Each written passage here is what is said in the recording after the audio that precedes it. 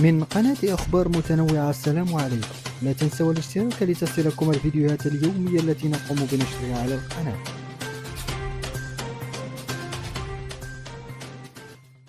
كشف وليد الركراكي المدرب الفني للمنتخب المغربي موقف نصر مزراوي ظهير بايرن ميونخ قبل مواجهة جمهورية الكونغو الأحد في ثاني جولات دور المجموعات في كأس أفريقيا المقامة حاليا في كوت ديفوار.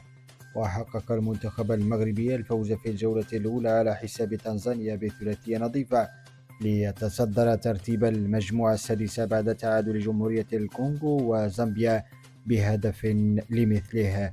وأرسل بايرن ميونخ الجهاز الطبي صوب كوت ديفوار لإجراء فحوصات لمزراوي، والذي قطع مسافة طويلة من سان بيدرو لغاية أبيجان استجابة لهذا البروتوكول. وقال الركراكي في تصريحات تلفزيونية: مزراوي يواصل التعافي وفق الخطة المرسومة بين بايرن وطبيب المنتخب، وخضع لكشف جديد هنا في كوت ديفوار.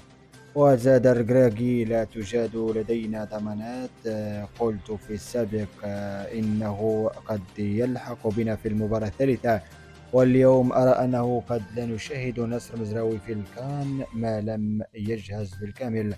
وأشار المدير الفني للمنتخب المغربي: لدي مجموعة تنافسية ودكة بدلاء قوية جدا وعناصر تقاتل لتلعب، ولن أمنح الفرصة إلا لمن يستحقها.